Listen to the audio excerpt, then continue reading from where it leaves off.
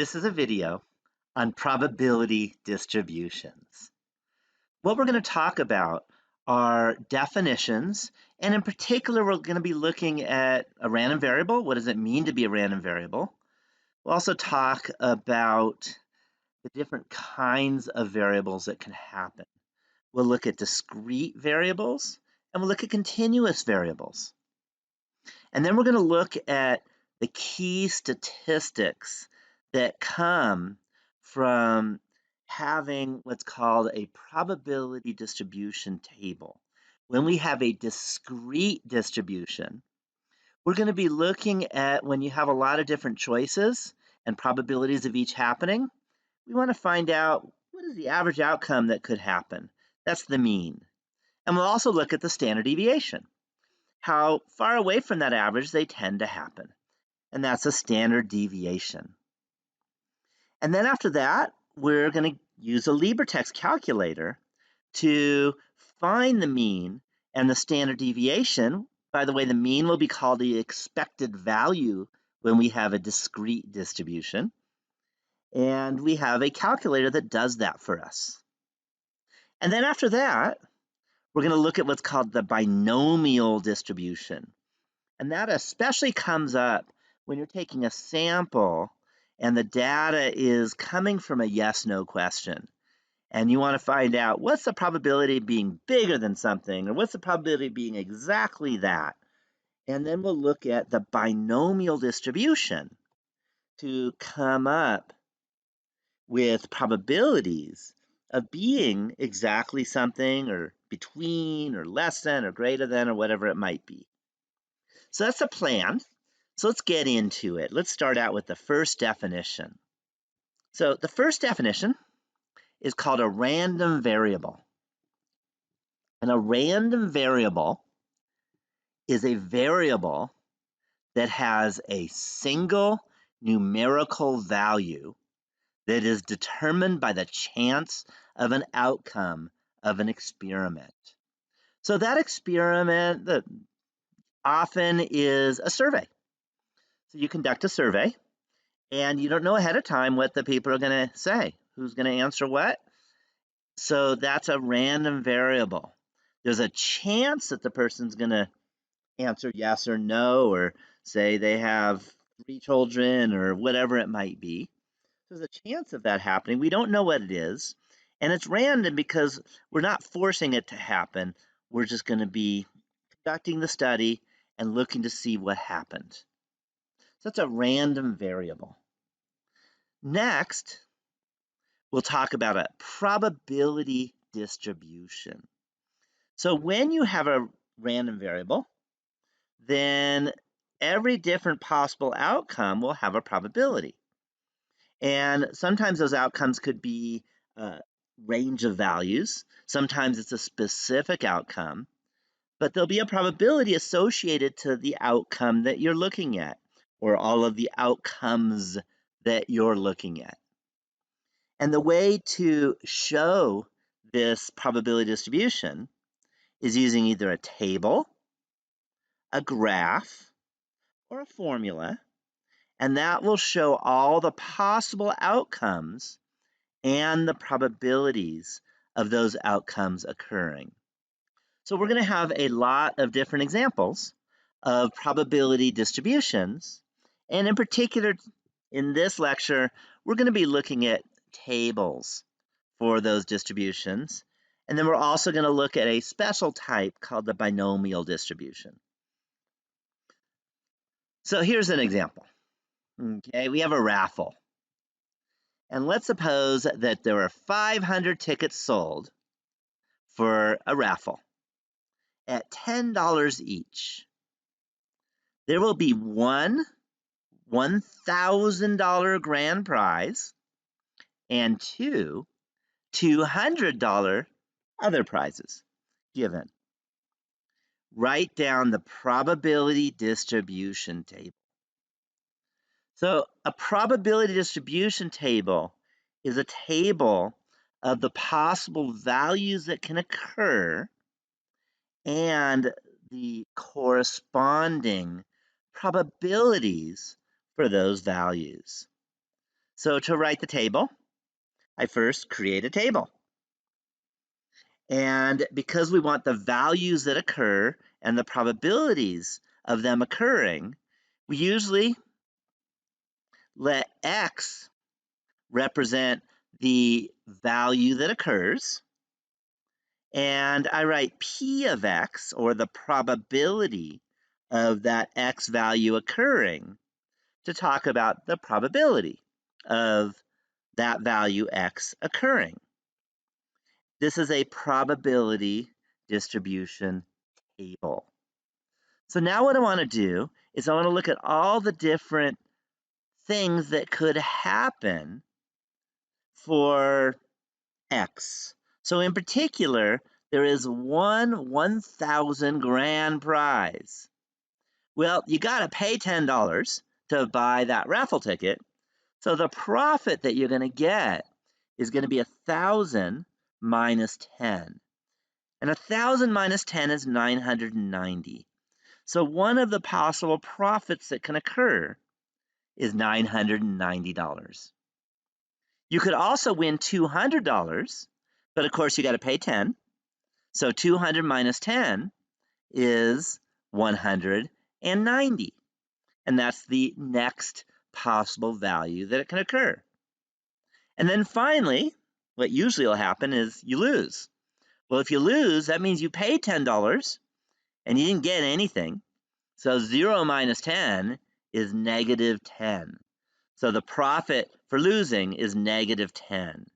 So those are our X values. Next, we want to find P of X, the probability that each of these values occur. So let's start out with the 990. Well, there's 500 tickets. One will give you the grand prize. So the probability of getting that grand prize of $990 profit will just be 1 over 500. Similarly, for the $190 profit, there were 2 prizes that profited $190. So the probability of a profit of 190 will be 2 over 500. Then, finally, if you want to find out the profit, negative 10, and its probability, well, we can use the rule of complements that says we can take 1 minus 1 over 500 minus 2 over 500. So notice that we had 500 tickets. 1 gave you the grand prize. 2 was this other prize. So all the rest of them are going to be the 500 minus the 1 minus the 2, or 497 over 500. So here's the probability distribution table for this raffle example. So now let's talk about discrete versus continuous. In the example that we just had, that was a discrete distribution. We had a list of the values of X that we could put in a table. So let me give you the formal definition, and that is a variable is discrete if it has a finite number of outcomes or a countable number of outcomes. So that really means that you can list all the different possibilities. Sometimes you need ... but most of the time we'll be able to put it in a table. A variable is continuous if it is not discrete. So example of discrete distribution would be, like we just saw, the raffle prize. Another would be, let's say you did a survey of how many siblings are in your family. So that is a discrete variable. Or maybe something like, how many units are you taking at your college? That is discrete, because you can list all the different possibilities of units that could be taken. So notice that the grammar here for discrete is a how many, and that works most of the time. If you can word the question with the words how many, that is just about always discrete. On the other hand, continuous is more of a how much. So that would be like, how much do you weigh? Exactly. So that could be an uncountable number of different outcomes. For example, I weigh 174.13725.7. Blah, blah, blah, blah, blah, blah, blah. So it is a real number that is, you cannot list all the possible weights someone could be for exact weights. Another would be, how much time did you take when you studied for the exam? Exactly. Again, that's not a listable number of time increments, because the exact amount of time, there's an uncountable amount of that. So those are continuous variables. So if it is discrete, then we have some requirements to be a discrete random variable. The first is that if you add up all of the different probabilities, that has to be equal to 1. That's probably something that you could understand if we talk about in percents. If we look at the percent of people that have one sibling in their family, two siblings, etc., and you look at all the different possibilities and you look at the probabilities and add them up, well, there's a 100% chance that you're going to be one of them, because if you add up all the probabilities, you better get 100% or 1. So for a discrete random variable, the sum of the probabilities must always equal to 1. We'll be using that from time to time. Another is that you can never have a negative probability, and you can never have a probability bigger than 1. Okay, you cannot have a 150% chance of winning. You also can't have a negative 30% chance of winning. Okay, these are things that probably you have a good feel for. Those are two major requirements for a discrete random variable. So now, when you have a discrete random variable, the next thing we often do and we often look at is the expected value. So the expected value is actually a mean, and we're going to use the symbol mu to represent the expected value. Sometimes I'll use EV to represent expected value because those are the first two letters. But the symbol is mu. The formula is a summation of x, p of x. The main thing is that notice that it involves the x's and involves a p of x.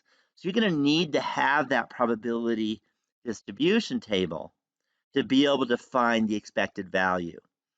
Whether you do it by hand, which you probably won't do, or use a computer, you need to have that table. And the interpretation of the expected value is if the experiment is run many, many times, then it is very likely that the average value of x will be very close to the expected value. So just a note that the word many is essential. We're not talking about just asking a single person a survey question. We're talking about many, many people that you have to ask for this expected value to come up. Also, likely. Okay, it's not automatic that it will happen, but it's likely that it will happen. The other is average. We're not talking about an individual. We're talking about the average of the many. And that's one reason why we use the letter mu, because mu represents an average or a mean. And also very close to the expected value. We're not going to get exactly the expected value if we maybe survey 1,000, but we're very likely to get close to that expected value on average. So these are kind of the key words: many, likely, average, and close to, that you need to have when you're interpreting the expected value. Here's an example of an expected value question. And this is something very easy. Just flip a coin, make it a fair coin. So you know that if you flip a coin, you got a 50% chance of landing on heads and a 50% chance of landing on tails.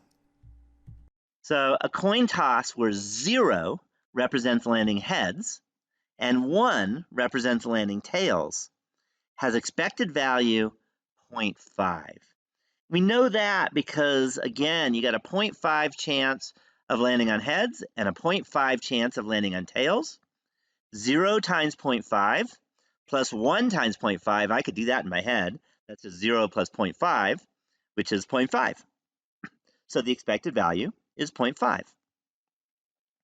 And the way I interpret this is I can say that if I flip a coin many, many times, then the average outcome is likely to be close to 0.5, which is half heads and half tails. Okay, that probably is something you would know anyway, but we can actually do it with this computation. So mean is really important, the average or the expected value. The other main thing, and we've seen this before, is standard deviation.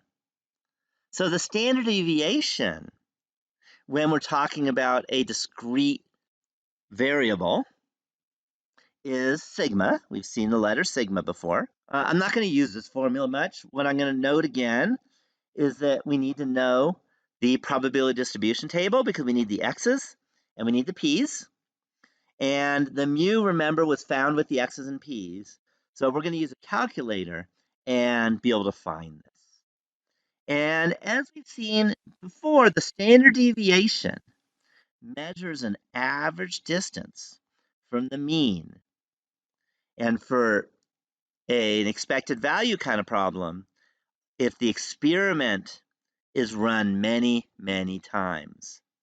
So if you flip a coin many, many times, sometimes you get heads, sometimes you get tails, or in our example, sometimes 0, sometimes 1. You're never going to get a half. So the standard deviation is going to be away from a half by a little bit. So we're going to take a look at this, and we'll have examples, and we'll use our calculator to find the standard deviation. So here's an example. Okay, this is an example. Came from my younger life.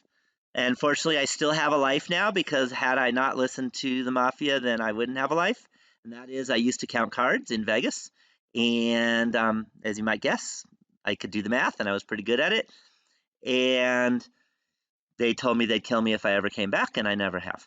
But when I was doing it, there was something called the insurance bet for blackjack. And here's how it works. So the insurance bet in blackjack or 21 involves placing a bet, say $10. If the dealer has a 10, jack, queen, or king in the card that is face down, then the dealer pays the player $20. If not, the dealer takes the $10 that you bet on. So this is done when the dealer has an ace showing, and that's why it's called insurance, because the dealer has an ace showing, you worry you might lose badly, so you buy insurance. So here's the question, and I have two questions. Suppose you have a king and a queen, and the dealer has an ace showing. Should you buy insurance? And the next question is, let's suppose in another round of playing, you have a 2 and a 7. And your friend that you're looking at, or the person next to you, has a pair of 5s. And the dealer has the ace showing. Should you buy insurance? You always want to win money, so that's what we want to look at. So we're going to buy insurance if the expected value is positive, because then it's a good bet. We're not going to buy insurance if the expected value is negative, because then you expect, on average, to lose money. And I'd rather win money than lose money. Okay? So to come up with a very good strategy of playing blackjack or any card game or even running a business or doing all kinds of things, understanding the expected value is essential, and being able to compute it is necessary. Unlike when I did this in Vegas, I would never hold you, and I'm sure your instructor would never hold you responsible for doing the whole thing in your head. We're going to be able to use a calculator for it. But you have to be able to set it up. So let's set it up. Let's start out with the first question. You have a king and a queen, and the dealer has the ace. So if you have the king and the queen and the dealer has the ace, what we need to do is we need to write down a probability distribution table. So I make a table, and we're going to have x, and we're going to have p of x. Every time you create a probability distribution table, it's going to involve x and p of x. Now let's look at the x's that could happen. Well, we could either win the insurance bet and then we get $20. Okay? And by the way, the bet of 10 means you end up with 20. You don't have to give away the 10 is how it works. Or you could lose and then you win negative $10. Now let's come up with the probability of winning and the probability of losing. Well, the way you win is if the dealer has a face card or 10 showing. So how many of those are there? Well, let's think about it. We have a 10, jack, queen, or king. That's 4 different types. There's 4 of each. 4 times 4 is 16. But we've already seen 2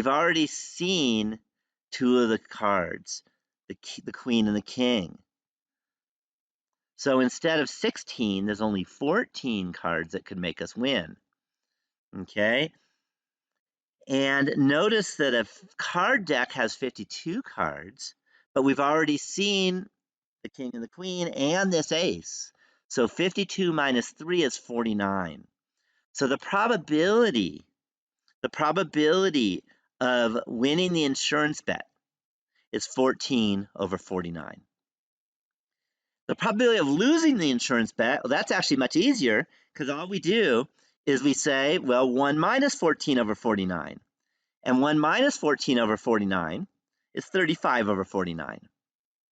And there's our probability distribution table. So I actually used a calculator. I took those fractions and I divided them, and I got 0.2857 about and 0.7143 for the two probabilities. Okay, the fractions kind of tell the story better, but since I'm going to be putting this in a calculator, it's better to have it written with these decimals. That's the better way of doing it. So now we want to find out what is the expected value. So to find the expected value, what I need is I need to go to a computer. So let's do that. Okay, so here's the computer calculator, and I want to find an expected value. So I'm going to click on this number 6, expected value, and standard deviation. Okay, I tried to make this pretty easy to use. I'm the one that coded this. And I just need to type in the x's and the p of x's. So the x's that we had were 20 and negative 10. And then the p of x's, the probabilities, were 0.2857 and 0.7143. And then I just scroll down and I hit calculate. And there we have it. There's our expected value, negative 1.429 about. And there's a standard deviation, 13.5524. So it gives it, hopefully that wasn't too hard. So now let's go back and interpret the expected value. All right, I rounded to the nearest penny because that seems reasonable for money. So I got the expected value, if you remember, of negative $1.43. So here's the interpretation. If you're in this insurance situation many, many times and bet $10 each time, then it is very likely that your average earnings will be negative $1.43 per bet. Okay, if your average earnings are negative, it's a bad idea. Okay, and in fact, we're losing over $1. It's a really bad idea on average. Notice you're never going to lose exactly $1.43 for any specific insurance bet. This is for many, many insurance bets, and it's likely that your average earnings will be this. So this is a bad bet. Do not bet insurance if you want to win in blackjack. If you have a queen and a king or any two-face cards and the dealer has the ace showing, it's a stupid bet. Don't do it. All right, now let's look at the second example. So now instead of having two-face cards, now we're looking at, I've got a 7 and a 2, and my friend over here has two 5s. That's going to change some things. We still can write down a probability distribution table with x and p of x. And the x's are still going to be $20 if you win the insurance bet and negative $10 if you lose the insurance bet. But now the probabilities change. So now notice that, remember, we win the insurance bet if this down card is a 10, jack, queen, or king. But we haven't seen any 10, jack, queen, or kings yet. So that means that there's going to be 4 times 4, 10, jack, queen, or queen is 4, and there's 4 suits. That's 16 different ways of winning the insurance bet. Also, we have seen 5 cards, 7, 2, 5, 5, ace. So if you take 52 minus 5, you get 47. And that's how many different possible cards could come up. So we could say that the probability of winning is now 16 over 47. For the probability of losing, we can use the rule of complements. 47 minus 16 is 31. 31 over 47 is going to be 1 minus 16 47ths. So there's your probability that x is negative 10 is 31 over 47. And again, I'm going to put this in a calculator. So I'm going to write this as decimals. And I divided those numbers, then I got about 0.3404 for the probability of winning $20. And I got 0.6596 for the probability of losing $10. Now let's go back to the calculator. So here's our calculator again. I'm going to hit the refresh button. Again, this is the expected value. If you were from scratch, you always click on expected value if that's what you want. And let's write down our x values. That was 20 for the first x, and then negative 10 for the second x. And then the first probability was 0.3404. And the probability of losing $10 was 0.6596. And then I just go ahead and hit calculate.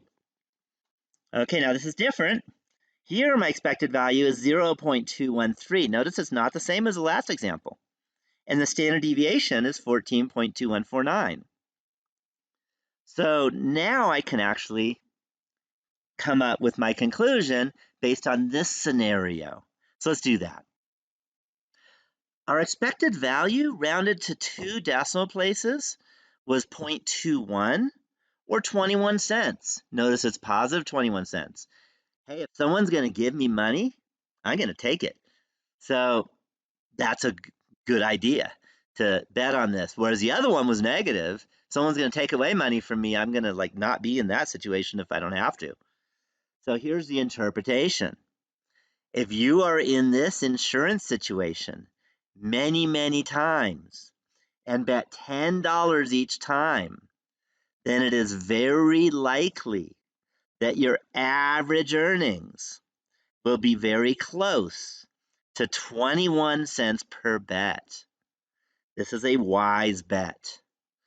And just to give you a little background, when I was a card counter before I got threatened, I pretty much computed the expected value for every decision that had to be made for the blackjack game that I was playing.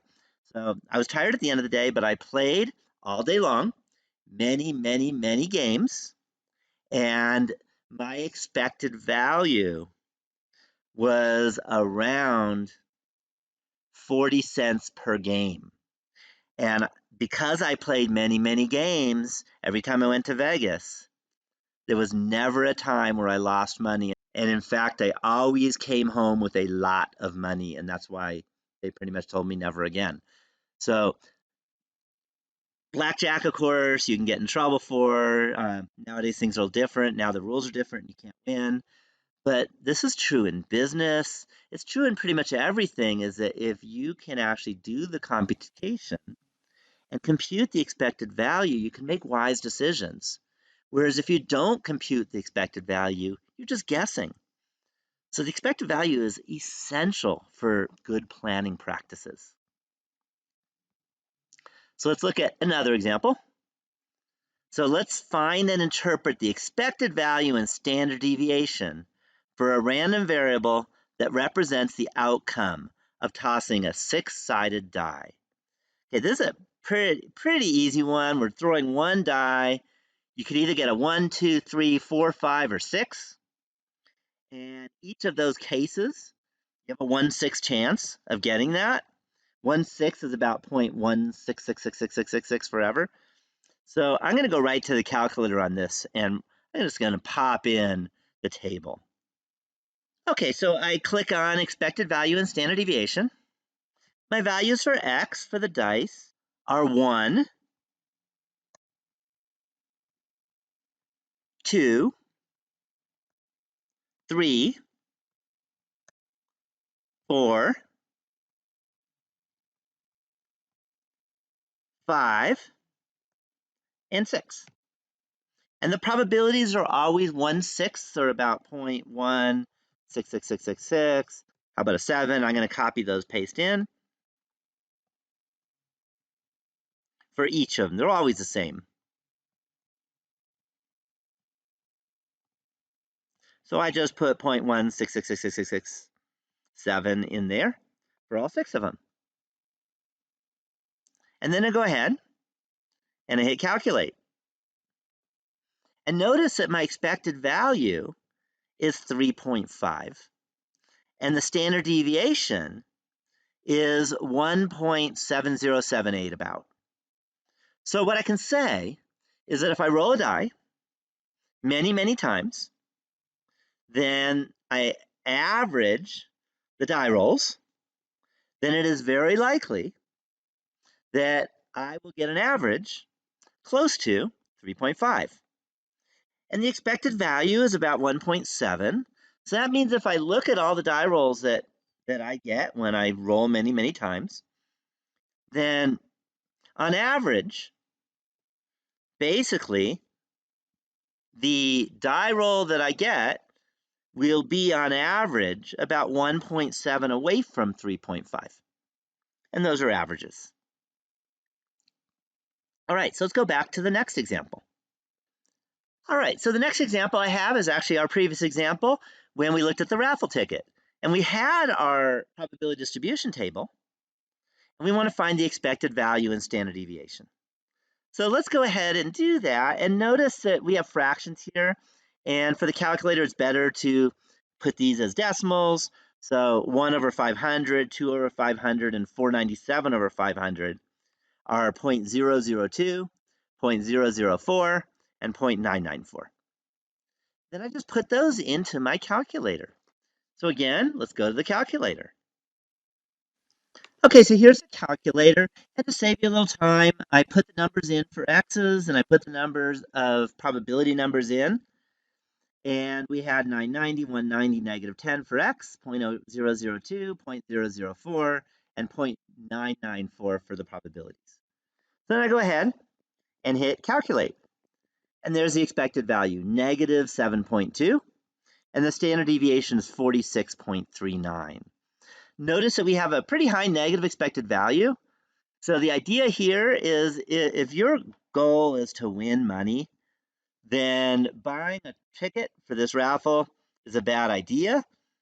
On the other hand, if it's a raffle for, let's say, a charitable organization like the Boys and Girls Club, and it's going to help out children, then it might be worth it because it's worth, donating some money. And then, hey, maybe you'll get lucky and still win something. But if you lose a little money, you still feel good that you donated. So that would be a case where you'll have to look at that expected value and think about, well, maybe it was worth it, even though it's negative, because you feel good about yourself because you contributed to charity. Okay? So that's just a note. And notice the standard deviation is very high. And that's because there's the big winners and everyone else isn't. So that raises that standard deviation. So now let's go back to the next example. All right, here's the next example, and it's bidding on a contract. So this is business. And I will tell you, if you don't do the proper calculations when you're running a business, there's a very good chance that you won't stay in business. You'll go bankrupt. It is really important to calculate the data, calculate the expected value, and then use that to make decisions. So here's the example. A contractor has figured that bidding on a contract costs her $700. Okay, and that might be in time and materials, whatever it is. There is a 5% chance that she will win the contract and make a $10,000 profit on the project. And there's a 1% chance that she will win and establish a long-term working relationship with the client, resulting on a total of a $100,000 profit. Find and interpret the expected value and standard deviation. So it's very typical for business is that you have to decide whether it's worth it to go into business. And in this case, going into business means bidding on a profit. And you may end up not succeeding, and you may succeed really well and do great. And you got to calculate those probabilities. So as usual, the first thing we need to do is to create a probability distribution table. So here's a table. As usual, we're going to have x, and we're going to have p of x. We got to find the x values that could happen. So notice that $10,000 profits enter in the cost that already happened. So the 700 was already subtracted when she calculated this $10,000. So that means one possibility for x is 10,000. Another possibility is 100,000 for profit. And then never forget that, yeah, she can get these two, but she could also not get the bid. She could lose. And if she loses, it cost her $700 and she gets nothing out of it. So her profit is negative 700. Now let's do the probabilities, and they're given. 5% chance of 10,000. So 5% is 0.05. 1% chance of the 100,000. 1% is 0.01. So notice that there is a 0.05 plus 0.01 chance of making money. That's 0.06. And then we use the rule of complements. 1 minus 0.06 is 0.94. So now we have the probability distribution table. Once we have the probability distribution table, we can pop it into the calculator and find the expected value and standard deviation. So let's do that. I've entered my data in, and I want you to note something. For 100,000, I didn't put a comma here. Don't put commas when you type in the number, or the computer won't handle it well. So just 1, 0, 0, 0, 0, etc.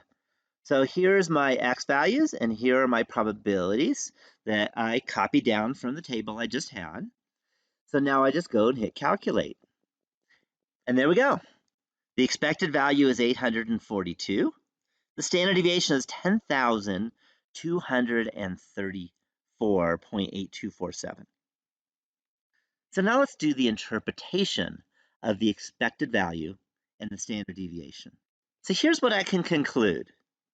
If the contractor bids on many, many projects, then it is very likely that she will average a profit that is very close to $842 per bid.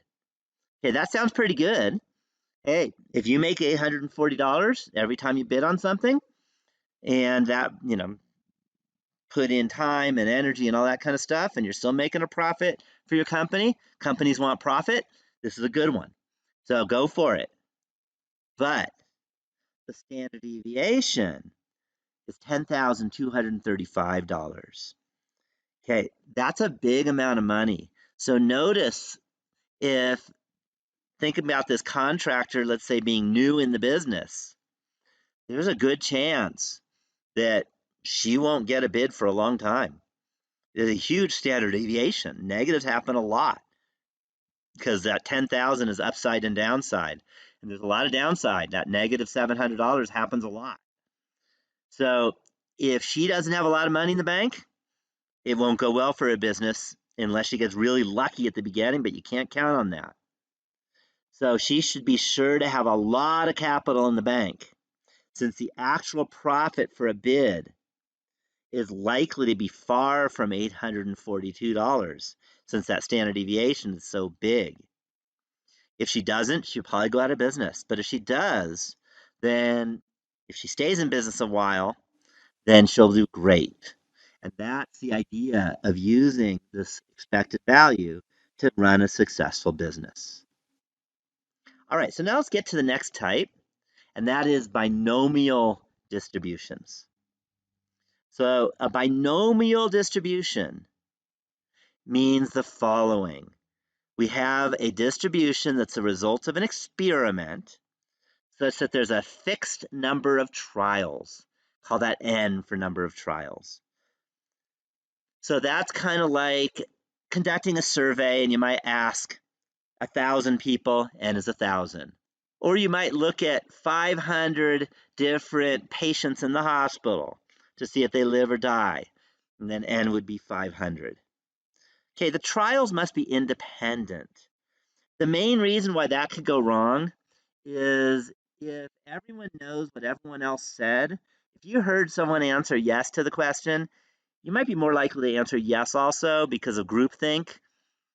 If you're doing a telephone survey, there's no issue because you call someone up, you ask them the question, you hang up, you call someone else up, you ask them the question. They don't even know what the last person said. So those would be definitely independent.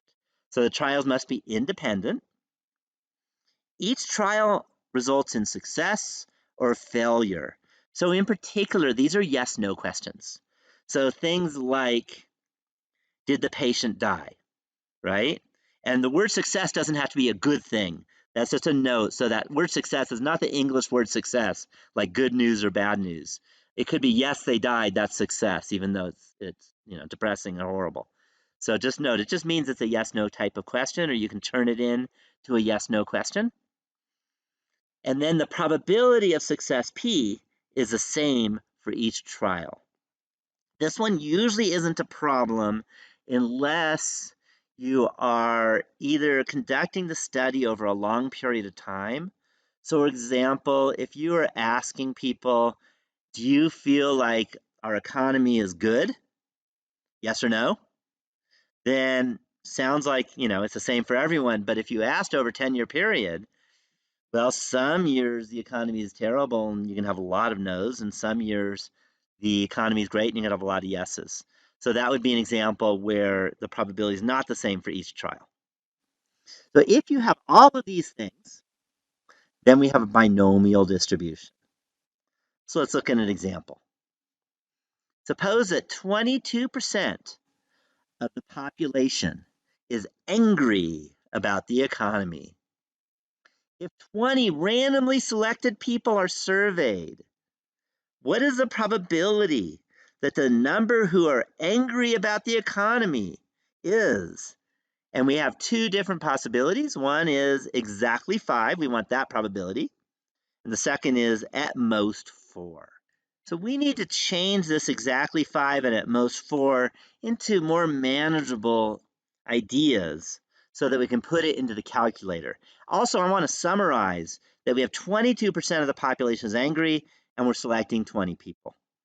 So notice that 22% is 0.22. So the probability of being angry is 0.22. And our sample size is 20. Exactly 5 is the same thing as being between 5 and 5. I know that seems a little silly, but that's what equal 5 means. And we're going to be asked to show what are the lower and what are the upper bounds. So if you're in exactly a certain number, then the lower and upper bound is that number. At most 4, well, the lowest number of people that could be angry and still be at most 4 is 0. Can't have negative, but you can't have no people angry. And the highest number to be at most 4 is 4.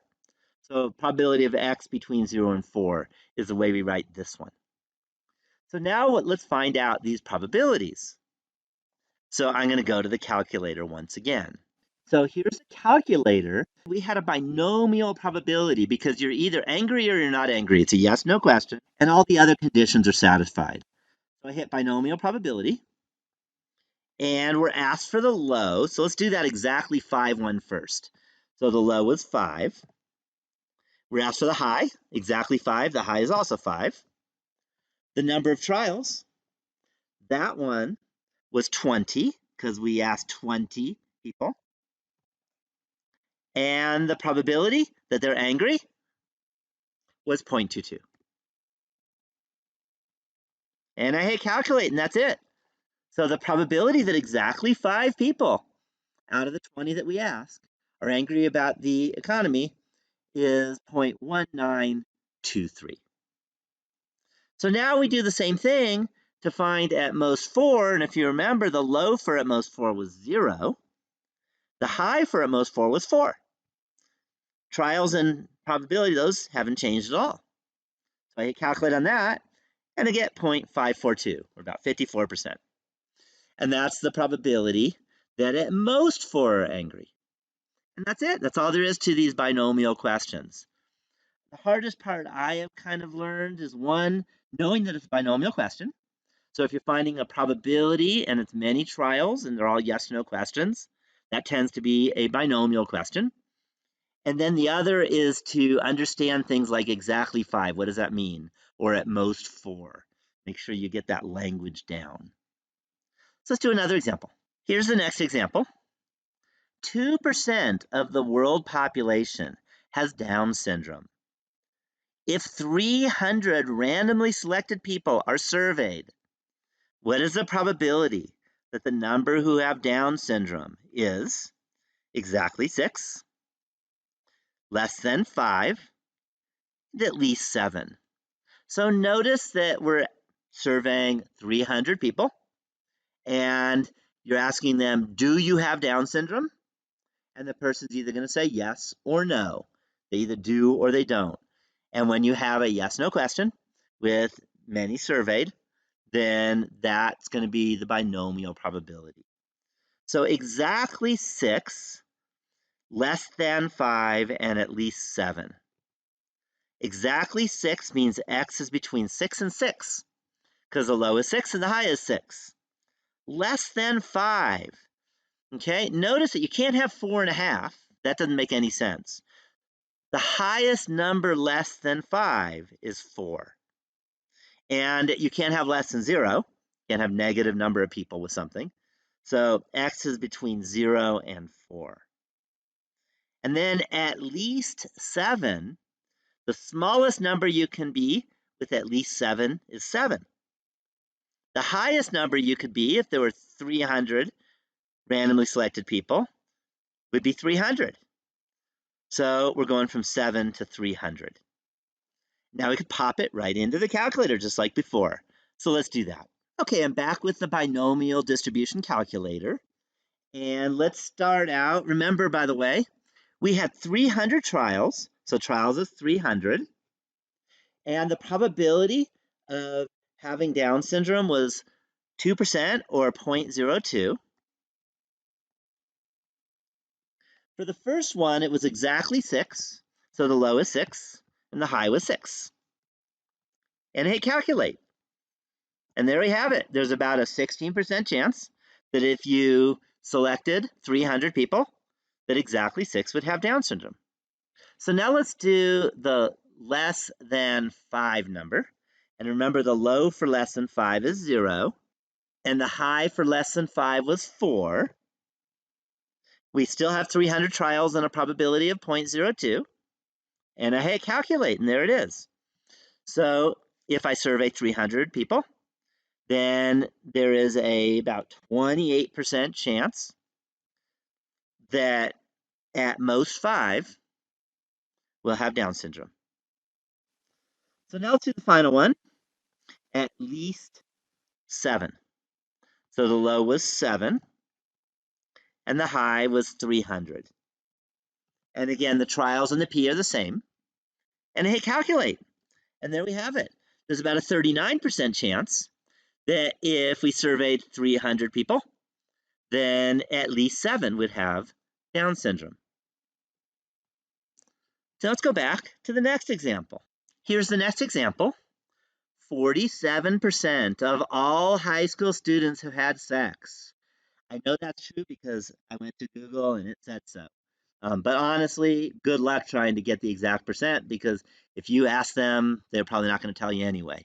So good luck. But let's say 47% of all high school students have had sex. Greenville High has a new sex ed program.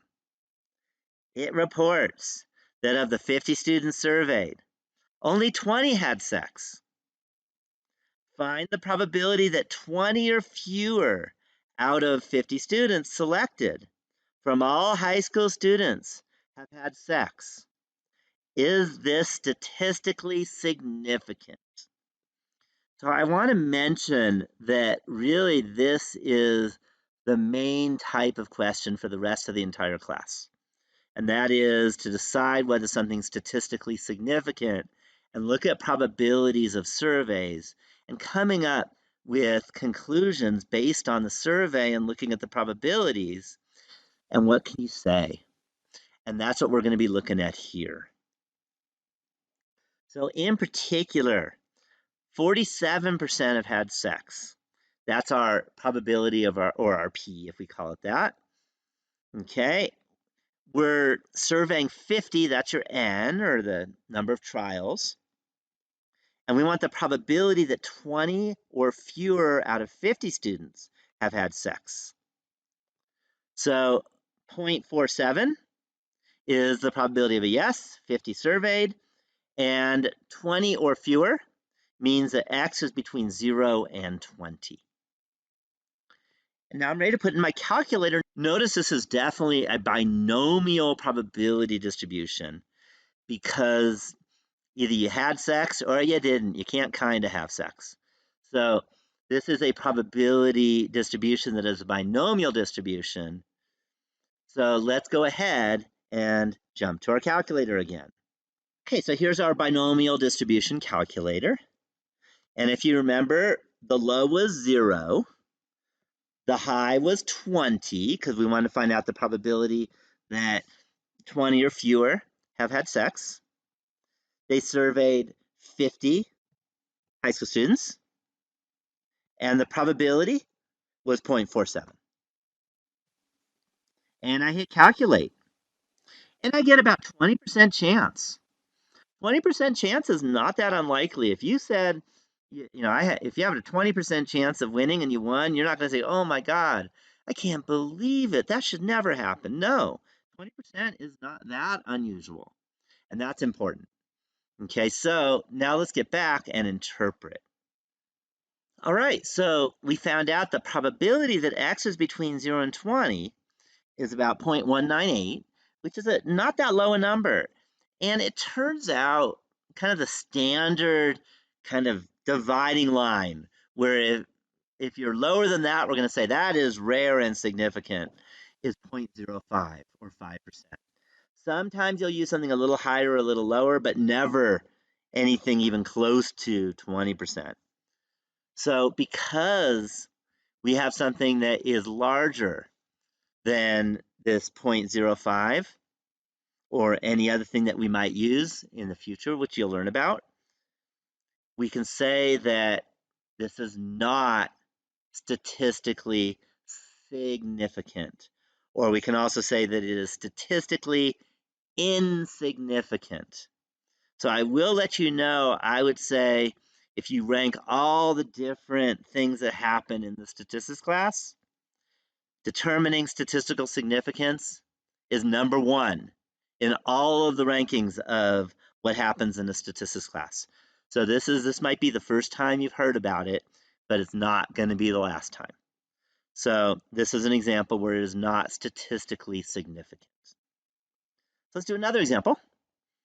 And that is 39% of California residents are Hispanic. Okay, and that came from the last census, which probably is going to change next year because as I'm recording this, they're working on the census, and my guess it'll be a little higher when we get to the next census, but at least where we are today, when I'm talking, is 39%. A company with 25 workers employs only 5 Hispanics. Is this statistically significant? And hint, find the probability of employing 5 or fewer out of 25. Okay, so again, this is binomial because you're going to survey the person, are you Hispanic? And the answer is yes or no. And we're surveying many people, in this case, 25. So 0.39 is our P, or our probability of success. 25 is the number of trials. And we want to find the probability that 5 or fewer are Hispanic, which means the lowest number that could be Hispanic is 0, and the highest is 5 for it to be 5 or fewer. Now we just go to our calculator. So here's the calculator, and if you remember, our low was 0, the high was 5, there were 25 in the trials, and the probability of success was 0.39. And there it is, I hit calculate. Now we're looking at 0.0367. So now let's interpret what that means. So let's go back. So we got a probability of 0.0367. That is less than 5%. So kind of the standard is that if it's less than 5%, that is statistically significant. So that means that we can conclude that this data is statistically significant because the probability that 5 or fewer out of the 25 employees, if you randomly selected employees in California, that probability would only be a little more than 3%, 3.67%. So let's do one more example. So only 42% of California community college students that are taking statistics pass. I wish it was more, but at this point, it's only 42%. Hopefully, we can make that better. But of the 65 Lake Tahoe Community College students that we looked at, 38 of them passed. Is this statistically significant? So the hint is find the probability that at least 38 of 65 California community college students will pass. So 42% is 0.42. That'll be our P. We have a trial of 65 students. And then at least 38 has a low of 38 and a high of 65. So it's a probability that X is between 38 and 65. So again, I could go back to my calculator. So here's the calculator again. And if you remember, the low was 38. So here's 38 for the low. The high was 65. The number of trials was 65. And the probability of success was 0.42. And I hit calculate. And there we have it, 0.0055. Okay, that's actually really, really small. That's less than 1%. So let's go back and interpret that. So we got that the probability that X is between 38 and 65 is 0.0055. That is much smaller than 5%. So what we can say is that there is statistically significant evidence to say that Lake Tahoe Community College has a higher pass rate than 42% for its statistics students. That's pretty much everything I had to say about this chapter on mostly expected value, standard deviation, and the binomial distribution. So hopefully this helped out a lot. If you have any questions, you can always ask me or your instructor. If you have a different instructor, we'll be happy to help you out. And make sure that you practice, practice, practice, practice, instead of just assume you got it because you watched this video. So take care, and thank you for watching this video.